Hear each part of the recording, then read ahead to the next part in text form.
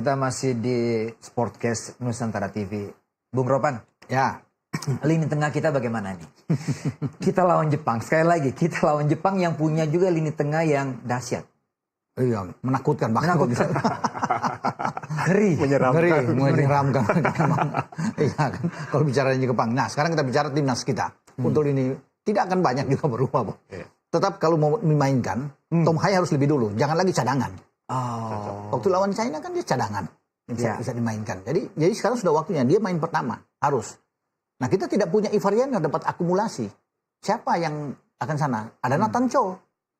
Yang bisa main di sana. Ini pasangan bagus. Kalau bicara di flank, ya sudah pasti. Di kanan itu Sandy Walsh. Di kiri adalah Calvin Verdong. Kan kalau bermain dengan 3-4-3-nya. Polanya terapkan ini. Jadi 4 itu yang ada di sana. Ketika ada tekanan, ya mereka berdua akan turun. Sandy dan Verdong kan untuk membentuk melapis 3 back belakang kita. Menjadi 5. Itu saya pikir yang bisa diterapkan oleh STY kalau bicara dengan gelandang-gelandang kita. Ya, dia tidak boleh main-main, bagi saya pikir. Harus ada itu. Walaupun ada alternatif lain. Yang bisa misalnya Justin Hubner. Kan bisa juga di U23 di Qatar kan dicoba Justin bermain di tengah. Misalnya dia bisa main. Kalau Jordi main lebih dulu misalnya kan. Jordi, Rizky sama Jai. Bisa aja Justin bisa didorong lebih ke depan. Apakah STY akan coba bermain dengan Justin Hubner, Tom Hai, dan juga dengan Nathan sekali main? Berarti akan ada pengorbanan salah satu di antara 3 pemain yang ada di depan. Apakah Eliano akan cadangan dengan hanya menempatkan Rafael sama dengan Ragnar? Itu kan menjadi pertanyaan. Kalau Justin Hubner tuh dimasukin, jadi gelandang kita kuat. Bagaimana yang Boy bilang dengan menghadapi Jepang yang sangat menakutkan itu kan? Kita perlu pemain-pemain yang kuat dalam bertahan. Bisa saja Justin bersama dengan Tom Hai dan Nathan dimainkan sekaligus. Jadi kita punya 5 gelandang di sana. Tapi harus ada korban di depan 1. Berarti tidak boleh memainkan misalnya siapa yang Eliano atau Jakob. Hanya punya 2. Bisa aja itu terjadi. Karena kan Jepang ini kuat, Boy. Di tengah bagus sekali. Kamada, Endo, Tanaka. Itu kan bagus-bagus. Mitoma. Semua kan Ritchie Doan. Betul. Itu kan semua bermain di Eropa. Semua pemain-pemain inti. Bukan bermain cadangan. Betul. Bermain di Eropa. Jadi kan kita punya harus kuat. Mereka skill bagus. Secara kualitas oke. Mereka. Jadi nggak main-main kalau misalnya ini. Makanya saya bilang saya lebih cocok bermain dengan itu. Posisi striker tanpa pasukan bola dari tengah, nothing ya. Bisa lari cuma lari-lari doang, bergerak aja, tapi tidak menghasilkan apa-apa. Berarti yang Bung Aliyudin lihat, 3 penyerang kita tanpa dukungan, tanpa kekuatan lini tengah kita akan sia-sia. Jadi melihat ini gimana Bung Ropan? Bung Aliyudin? Ya, menurut saya ya itu tadi ya, apa namanya, karena kalau saya lihat, antara pemain tengah, pasokan bola ke depan itu masih kurang. Dan itu dibutuhkan. Ini Anda lihat waktu lawan siapa? Waktu lawan Cina. Kemarin. Waktu terutama lawan Cina, pertandingan terakhir ya. Karena kita benar-benar terisolir gitu tengah kita itu. Sama Cina. Ya, mudah-mudahan akan lebih banyak lagi bola mengalir ke depan nih nanti lawan Jepang, walaupun itu mungkin akan sulit ya Bung ya, karena mungkin Jepang juga pasti akan ngepres gitu kan, paling tidak harus diperbanyak umpan-umpan ke striker dari gelandang, terutama mudah-mudahan Tom Hai main, Tom Hai lah yang bisa ngalirin bola ke depan. Wah, Tanaka, Morita, mereka punya Endo. Ada Endo. Kemungkinan Endo mungkin cadangan Bung ya. Kalau ngelihat. Tapi kan dia kapten. Bisa aja dia dimainkan. Endo. Ini kuat. Kalau Tanaka, Morita dan Endo. Akan bertempur melawan Tom Hai atau Tom Hai dan Nathan.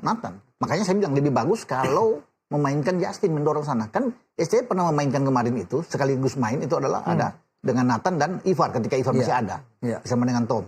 Jadi kalau ada 2 pemain ini yang kuat dalam bertahan, Tom Hai bisa mengatur ritme permainan di tengah.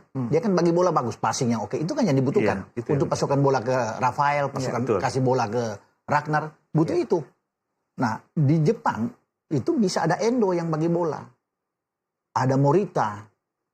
Boy bisa lihat Morita bagaimana di Sporting Lisbon kan? Master. Kelas. Ya kan? Dan mereka semua mobile. Tanaka, bagus. Leeds. 1 Liverpool, nggak mengerikan memang. Kalau bisa lihat di tengah. Nah, kita mesti punya pemain yang kuat. Ketika striker tidak mendapatkan pasokan seperti begitu, pengalaman Anda, apa yang Anda lakukan? Mungkin membayangkan apa yang dilakukan oleh Ragnar atau Struijk. Karena mereka juga bisa bertahan, bisa turun ke... paling turun ikut membantu pertahanan, mencari bola ke tengah. Ya.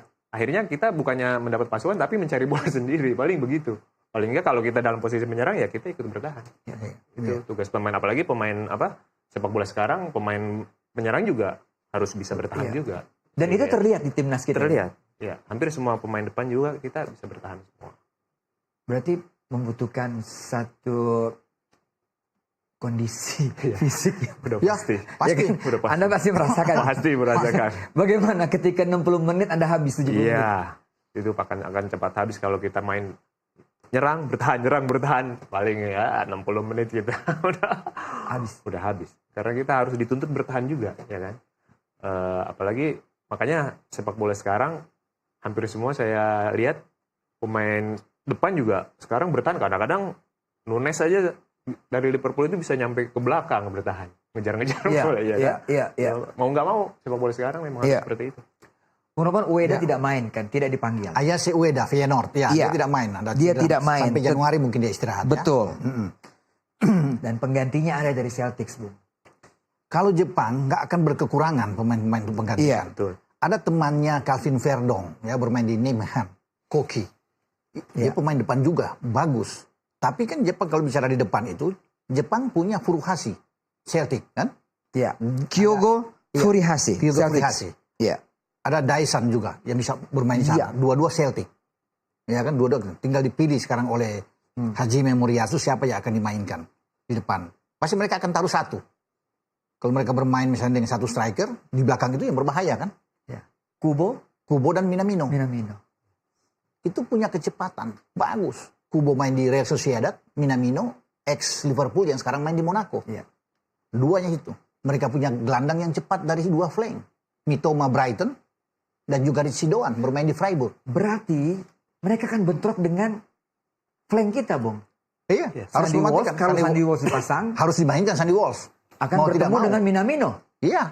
Kalau nggak Verdong akan bertemu dengan Kubo. Dengan Kubo bisa aja itu. Bisa terjadi. Tapi yang paling penting bagi kita, bagi Sandy, adalah bagaimana mematikan Mitoma. Ini pemain krusial, pemain berbahaya dari Brighton yang ada di sisi kiri. Dia akan banyak mengobrak-abrik dari sisi ini. Verdong akan bertempur dengan Ritchie Doan. Ya, akan sana. Kalau soal Minamino kan bersama dengan Kubo akan menjadi urusan bagi Rizky Ridho, bagi Yassin Hapner kalau main Izas yang bisa dimainkan. Pikir itu. Bung Aliudin, Jepang sudah banget. Jepang siapapun dipasang akan tampil luar biasa. Akan berbahaya. Main away dan home tetap menyerang. Kira-kira, Bung, apa yang Anda bayangkan? Timnas akan bermain seperti apa? Melayani Jepang bermain terbuka atau defense tapi mengandalkan counter attack? Ya, kalau menurut saya walaupun kita bermain di kandang karena ini lawannya Jepang. Kalau kita main terbuka habis. Kalau kita main terbuka. Saya lebih cocok kita bermain rapat di belakang. Ya. Dengan mengandalkan counter attack. Dengan mengandalkan kecepatan Ragnar, kecepatan Struijk. Dan saya itu lebih realistis kalau menurut saya. Mau apa? Begini, kan semua ini ST yang lebih tahu, ya kan? Kita serahkan ke dia. Tapi kalau ditanya ke saya lebih cocok kita menunggu. Biarkan mereka, pasti Jepang itu akan pressing, langsung akan bermain langsung di pressing, boy. Nah, kita lebih menunggu aja. Makanya saya bilang, itu gelandang kita harus kuat menghadapi. Karena kunci Jepang itu ada di tengah, bukan ada di depan. Depan dia kuat karena tengahnya yang banyak pasukannya tuh dari situ, boy. Kita bahas lagi lebih mendalam setelah pariwara berikut ini. Tetaplah bersama dengan kami.